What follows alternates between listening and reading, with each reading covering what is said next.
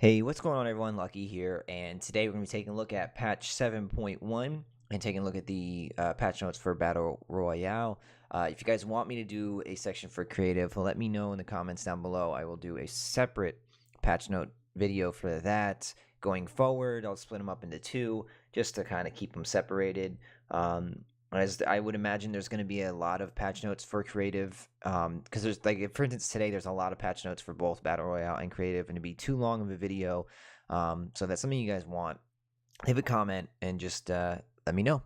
So let's jump into it. Patch 7.1. Good news is there's nothing being added this week after the whole negative reception around the sword amongst the community last week. They ended up vaulting it, and it looked like we were going to get another item this week that resembled the sword in which was the hoverboard, and they delayed it, which I think is a good thing.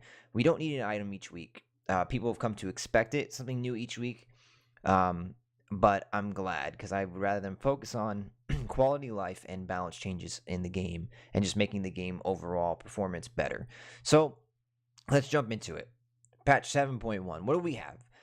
We've got the 14 days of Fortnite. Explore new challenges, play in new and old LTMs, and unlock rewards in this seasonal event starting December 19th, which is tomorrow. So it just kind of gives you a little rundown. We've got the 14 days of Fortnite. It's got new and returning LTMs. Small team modes rotate every 24 hours. Large team modes switch every 2 days, starting at 9 a.m. each day, at 9 a.m. Eastern. So we have some changes to the heavy assault rifle. Now, when initially reading this, if you read from top to bottom, you first look at the first couple things and you're like, this is a buff for sure. But I think it's actually a nerf to the gun, and I'll explain why. They do say right here, reduce the effectiveness of the heavy AR while not aiming down sights. Aiming down sight gameplay remains roughly the same. They didn't say remains the same, roughly the same. And that's why I do see this as a nerf to the gun. I know a lot of people said it was too strong or too good. Well, this could be a push in the right direction. It's going to be a very minimal change. Good players will still make use of it. Bloom will still have an effect on it. But I feel like bad players won't be able just to use it and spray people down. So they increased the ADS accuracy bonus by 10%. Increased accuracy while standing still by 10%. Reduced vertical recoil by 6%. So if you're standing still and your ADS, with the inherent now reduced vertical recoil by 6% across the board, that's a 26% boost in accuracy. But they have reduced the general accuracy by 30% across the board. So just the accuracy of the gun has been reduced by 30%. So if you ADS stand still, and with that vertical recoil reduction, that's a 26%. So it's only a 4% loss in accuracy if you're standing still and ADSing. If you're ADSing, it's a 14% loss in accuracy. At least that's the way I see this. I could be completely wrong. I'm probably wrong, but that's the way I'm reading this. I haven't tried it out yet. There's really no way to test it because of Bloom. It's really tough. But that's the way I see it. And then obviously they reduced accuracy while jumping and falling by 60%. So you can't really hip fire this gun effectively anymore, which is, I mean, to be fair, I did that. I wasn't even running an SMG for a long time. I'd run a pump and then just spray with the AK in someone's face. All I could do is hit them once for 44. You hit a headshot. If you pumped them for a solid pump shot, they're dead. Even if you pumped them for 150 plus and you get a body shot, like, I mean, whatever, man. So that's what people wanted, and I guess that's what we'll see. We'll see how the changes are. Like I said, good players will still use the gun, and it will still decimate in a good player's hand. So I guess, not so skilled players will have a harder time with the gun.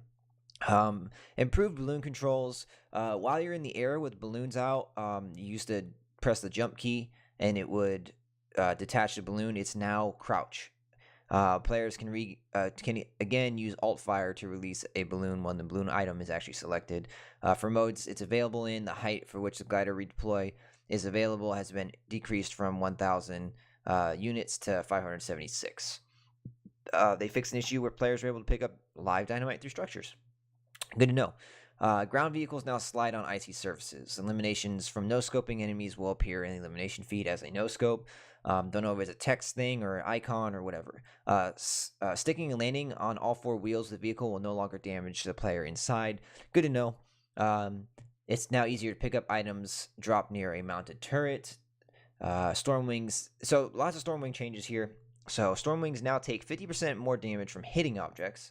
Boosting reduces the damage taken from impacts by 50%. Previously, boosting prevented all impact damage. So you take damage, just 50% less damage while boosting through an object.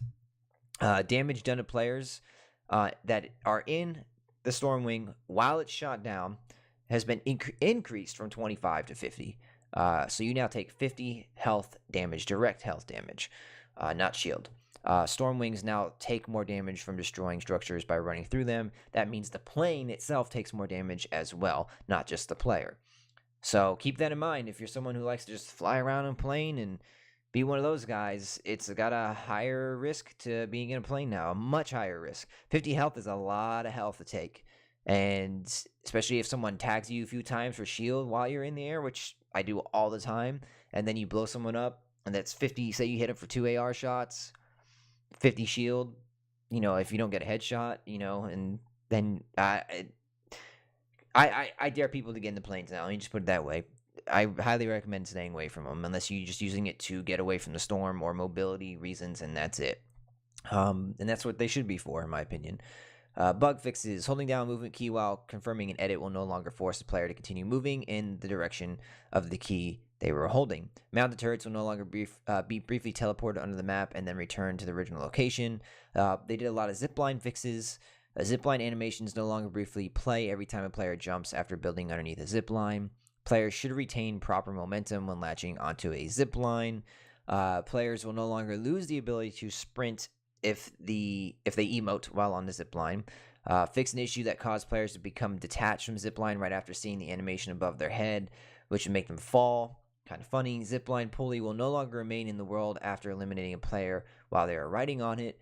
And fix an issue where players... This looks like these were edited in. Fix an issue where players would get flung across the map. I never had that happen. That sounds hilarious. Added sounds and effects when ziplining players smash through objects. Improved attached collisions around ziplines. And then they also fix regressions with the auto pickup weapons option. Some event things. Added additional dates for Explorer pop-up cups and Friday Night Fortnite. They're returning that. That's cool. They adjusted the Explorer pop-up cups. Resource caps adjusted from 753 to 555. Resources gained on elimination adjusted from 150-50 to 50-50-50.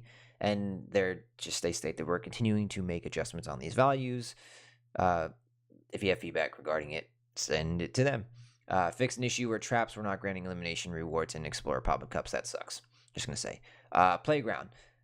Fix an issue that would prevent time trial challenges from recording player completion times, and players should no longer see occasional please wait message that blocks them from starting challenge games in playgrounds. Some performance stuff. GPU performance improvements when view distances are far. This should improve resolution on consoles and in some cases frame rate. I would love frame rate improvements on the game because I've just experienced some really crappy frame rates lately. The unfortunate thing of playing on a console, of course. Minor improvements were made to performance for emote music playback, addressed movement correction sometimes are seen when players jump, improved the performance of some gliders. Some audio adjustments here, improved winter biome ambient audio and reduced the volume of quad crasher boost sounds. Fixed Victory Royale. Man, that's a tongue twister, I guess. For me, at least. Sound effects being different on mobile/Switch. So we got some UI adjustments here. Players can now preview loading screen cosmetics in the front end by pushing the keybound to the preview action full screen. Added a vehicle health bar above the player's shield bar, so you can see your vehicle's health, which is kind of cool. Fixed an issue where a short snippet of the currently equipped music item could be heard when previewing a different music item, and fix an occasional crash when viewing event tiles on the console. Some art and animation stuff. Zenith has its own idle animation in the lobby, as does the Lynx. Phone It In now plays for 15 seconds in the lobby, and Dab for Days with the new emoting power of the Infinite Dab in the lobby. The Infinite Dab now lasts for 10 hours in the lobby. Have fun. And then some mobile changes, some UI changes, 60 FPS option enabled for iPad Pro, and then some support for Snapdragon. I don't even know what that is, so good luck. So yeah, that's it, guys. I'm not gonna, like I said, if you guys want me to do a separate video for the creative mode, let me know. So there's your patch 7.1. No new items. I'm glad. It's a good thing. Let me know what you think of the heavy AR and the changes. Do you think it's a buff? Do you think it's a nerf? Again, I probably looked at it completely wrong, but I see it as a nerf. Are you happy about the Stormwing changes? And are you happy that there's no new item added? Let me know in the comments down below. A like would be appreciated. Subscribe. Also follow me on Twitch at twitch.tv/LuckyCharms, Lucky with 2 Y's. Yeah, that's it. I appreciate you guys watching. Hopefully you enjoyed the 14 days of Fortnite, and I hope everyone has a happy holiday. Until then, catch you guys in the next one. Take care.